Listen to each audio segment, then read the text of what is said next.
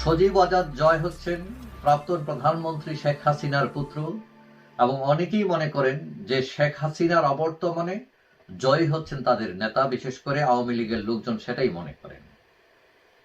কিন্তু শেখ হাসিনা দিল্লি চলে যাবার পর সজীব আজাদ জয় প্রথম দাবি করেছিলেন তার মা শেখ হাসিনা আর রাজনীতি করবেন না, তিনি খুবই বিধ্বস্ত। এবং পরবর্তীতে কিছুদিন আমরা দেখলাম জয় অনেকটা আওয়ামী লীগের মুখপাত্রের ভূমিকা পালন করেছেন এবং প্রতিটা ইস্যু নিয়ে তিনি কথা বলেছেন আমেরিকা থেকে। কিন্তু পরবর্তীতে আমরা দেখলাম শেখ হাসিনা নিজেই সরব হয়েছেন এবং তখন আস্তে আস্তে দেখা গেল সজীব আজাদ জয় অনেকটাই নীরব হয়ে যাচ্ছেন। তো আসলেই কি তিনি নীরব হয়ে যাচ্ছেন নাকি তলে তলে কাজ করছেন? এখন আমরা যদি অ্যানালাইসিস করি বা বিভিন্ন তথ্যপাত্র দেখি, তাতে দেখব যে তিনি আসলে এখনো তলে তলে কাজের মধ্যেই আছেন। শেখ হাসিনা দিল্লি চলে যাবার পর যে আওয়ামী লীগের অ্যাক্টিভিটিস, বিশেষ করে অনলাইনে এবং প্রবাসে, তাতে তিনি অনেকটাই সরব, সজীব আজাদ জয়। এখন এই যে ট্রাম্পের নির্বাচন হলো, এই নির্বাচনে যুক্তরাষ্ট্র আওয়ামী লীগ কিন্তু ট্রাম্পের পক্ষেই কাজ করেছে এবং এর পেছনেও জয় ছিলেন বলে মনে করা হয়।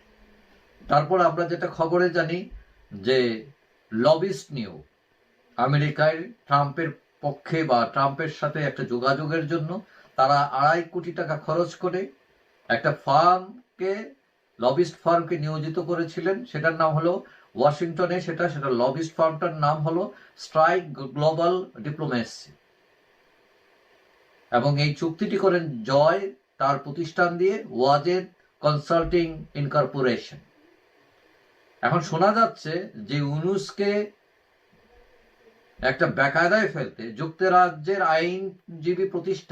আইনি প্রতিষ্ঠান যেটা ডাউটি স্ট্রিট চেম্বার্স, সেটা হেগের আন্তর্জাতিক অপরাধ আদালতে ইউনুসের বিরুদ্ধে অভিযোগ দায়ের করতে প্রস্তুতি নিচ্ছে এবং এর পেছনেও জয় ও টিউলিপ আছেন বলে অনেকেই ধারণা করছেন। এছাড়াও ট্রাম্পের গোয়েন্দা প্রধান তুলসী গাবার্ডের সাথে জয়ের বৈঠক হতে পারে বলে শোনা যাচ্ছে। এখন তুলসী গাবার্ড এখন অনেক ক্ষমতাধর ট্রাম্প প্রশাসনের, তিনি গোয়েন্দা প্রধান এবং কয়েকদিন আগে তিনি ভারত গিয়েছিলেন এবং সেখানে গিয়েও বাংলাদেশের বিভিন্ন বিষয় নিয়ে কথা বলছেন তারা উৎকণ্ঠিত বাংলাদেশের বিশেষ করে সংখ্যালঘুদের নির্যাতন নিয়ে।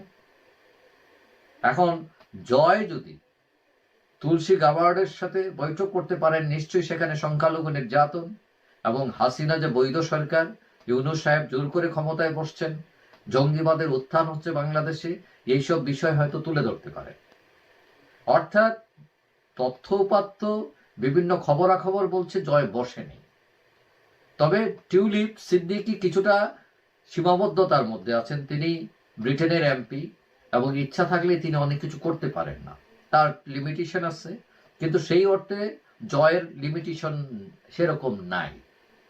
তবে তিনি ওই যে হাক ডাক দিয়ে কাজ করার হয়তো তিনি পছন্দ করেন না, যার ফলে অনেকে মনে করেন যে তলে তলে তিনি অনেক কাজ করছেন এবং এটার রেজাল্ট হয়তো কিছুদিন পরে পাওয়া যেতে পারে এবং আওয়ামী লীগের লোকজন সেরকমই মনে করে, তারা আশাবাদী। যাই হোক, রাজনীতিতে আপনি কনফার্ম করে কিছুই বলতে পারবেন না, যে কোনো সময় গণেশ উল্টে যেতে পারে, অনেক অপ্রত্যাশিত ঘটনা ঘটে যেটা হয়তো আশাই করা হয়নি, আবার যেটা আশা করা হয়েছে সেটা আবার ঘটে না। তো রাজনীতির মাঠ অনেকটাই অনিশ্চিত অনেক সময়। যাই হোক, আগামীতেই বোঝা যাবে। তবে আওয়ামী লীগ যেহেতু বড় দল, তারা ক্যাপাবল অনেক কিছু করার জন্য এবং সরকার সেটার জন্য ভয়ে আছে, অনেক দল ভয়ে আছে আওয়ামী লীগের, যে আওয়ামী লীগ কখন ফিরে আসে, কখন শেখ হাসিনা ফিরে আসে। তবে অনেকেই মনে করছেন আওয়ামী লীগ ফিরে আসবে, এটা ডেফিনেটলি। তবে শেখ হাসিনার আশাটা অনেকটাই অনিশ্চিত।